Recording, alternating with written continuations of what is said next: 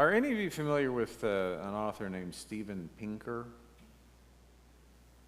Oh, I saw one, yeah. Well, I'm a fan of Steven Pinker. He is over here too? Oh, sorry. He is a cognitive scientist, he describes himself as a rational humanist, an optimist about how things are going in the world. I know. But he's the best-selling author of the books The Better Angels of Our Nature, you may have heard of that one, and a book called Enlightenment Now. And I recommend them, especially these days. Enlightenment Now was published back in 2018. It's not all that long ago, really, but I wanted to reread it and see how it was holding up with all the discouraging things going on in the world.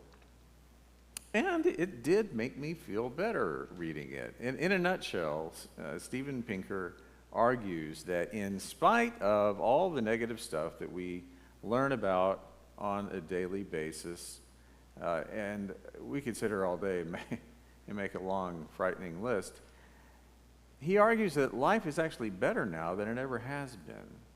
Now, of course, we have to be very careful even saying that out loud. We can obviously disagree with that whole notion. It can sound irresponsible, or it can sound like having your head firmly planted in the sand. After all, how can anyone claim things are better than ever when, well, we are at war and that conflict shows no signs of ending? How are things okay when Palestinians continue to be harmed and displaced? When people in Ukraine continue to wage a war for their autonomy and survival? How are things better when politics and government policies are so divisive and for many people harmful? And many people, including members of my own family, perfectly rational folks, they are seriously considering leaving this country. You may know some people like that.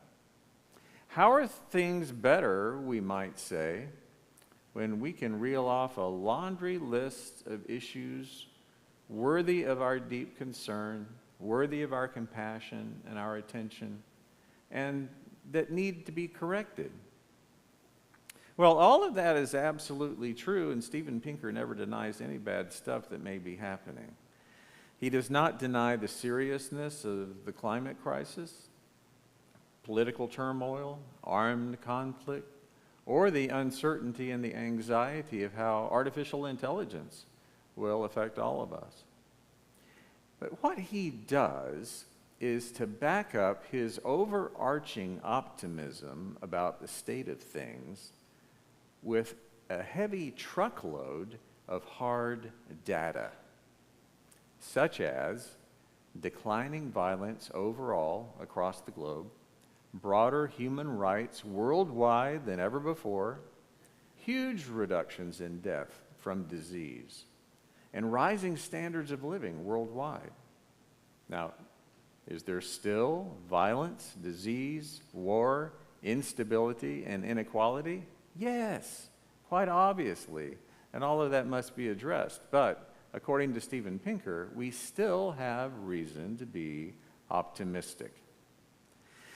The problem, he says, is that we live in a culture of pessimism.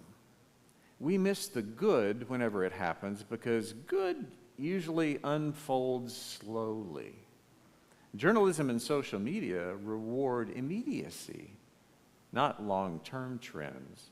So bad things tend to happen fast, and bad things can accumulate before we've even had the chance to process them beyond our immediate fear. In contrast, good things, well, they're built up over time. And some of the best news is what does not happen, the wars that do not break out, the diseases that don't kill nearly as many people as they once did. And I appreciate that perspective because I am like anyone else. The daily news, it can be really depressing.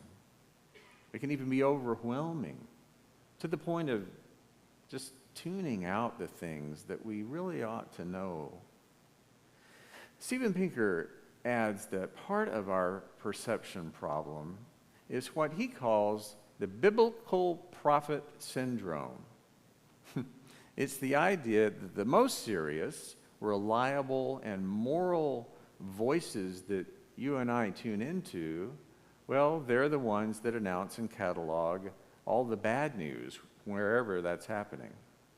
Meanwhile, people who point out progress, well, they can be seen as naive and even irresponsible. I agree with his diagnosis, but not his label, because biblical prophet syndrome, well, quite frankly, it's unfair to prophets. The popular image of biblical prophets is indeed that they specialize in anger and disaster, but the truth is that's just not quite accurate. Every prophet is really unique, and while they often name inconvenient truths, they are, as a whole, believe it or not, wildly hopeful, optimistic people, because the God they speak on behalf of is wildly hopeful and optimistic about us. And the prophet Ezekiel is a perfect example of this. From his childhood, Ezekiel was trained to be a priest in the kingdom of Judah. Now, in those days, Israel was divided into two kingdoms. There was Israel to the north and Judah in the south. Small kingdoms, and small kingdoms are no match for big empires. Empires expand their influence, their wealth, and their territory by conquering smaller nations, deporting their leaders and their artisans, and installing their own overseers. And in biblical language, that is exile. You uproot all the influential people, you resettle them far away from home, and you expect them to assimilate in this new culture.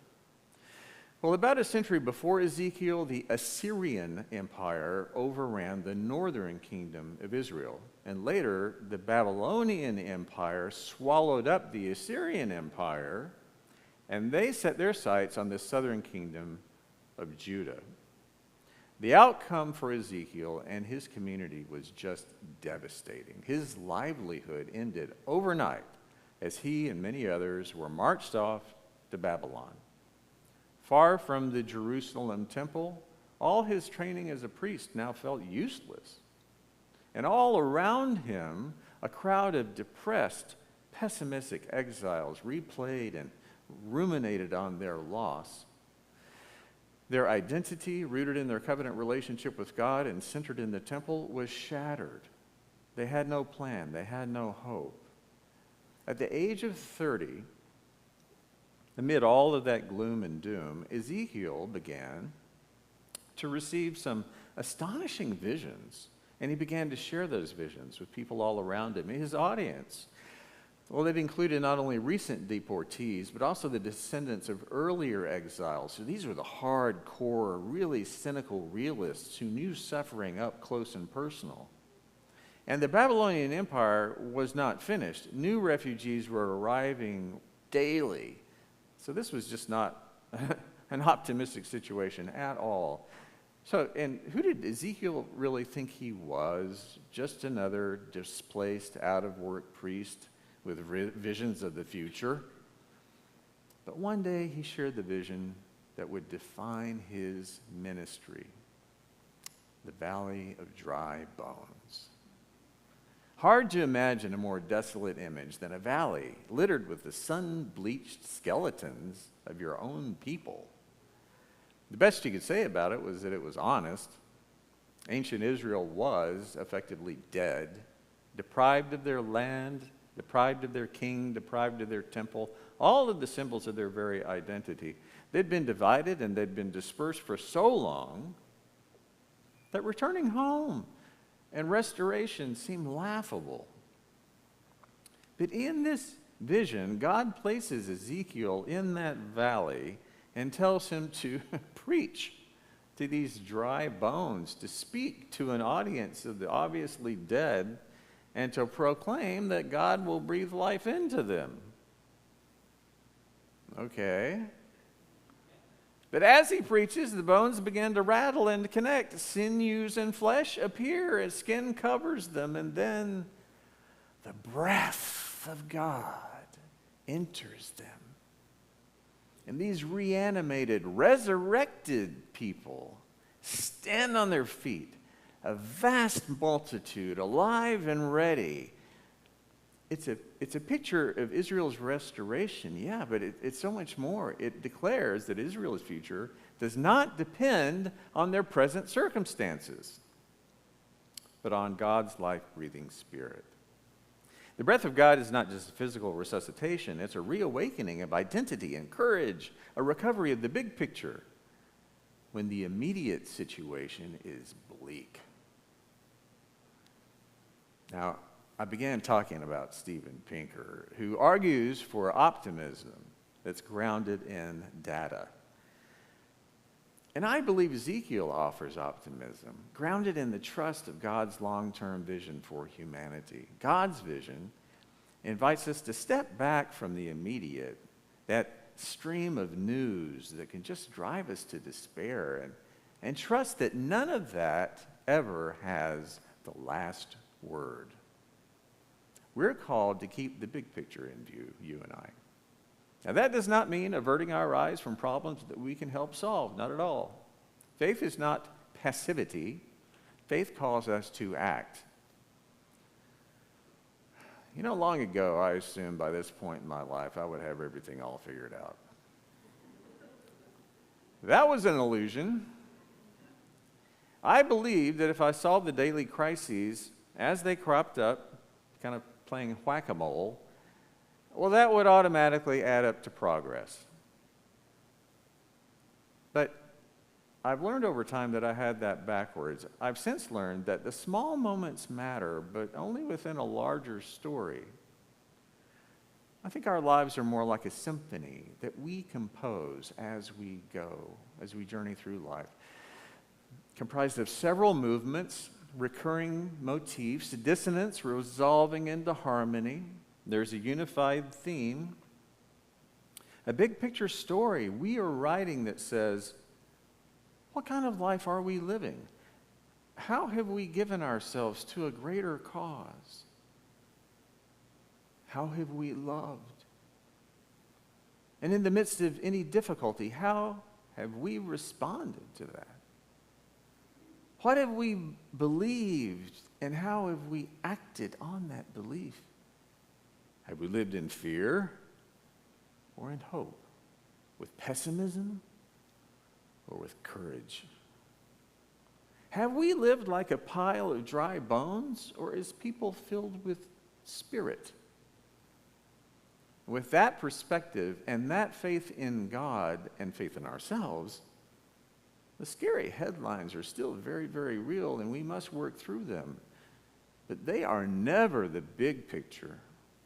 The big picture is that God loves us, God believes in us, and God empowers us to live and work through anything. And let's be clear about that empowerment piece. In Ezekiel's vision, the bones become a people again only when the breath of God fills them. So all that we do together as a church, our worship, our programs, our outreach efforts, that's all essential. But without breath, without God's Spirit, well, we're really just a bunch of well-organized bones. But with Spirit, the scattered pieces of our lives and our community are knit together. Our imagination wakes up, our courage returns, we stand together. So this is really a message that has no end to it. Hope, courage, and the long view of God's love, they're not items that we check off. They're the way that we live. We listen for the word in whatever valley we find ourselves in.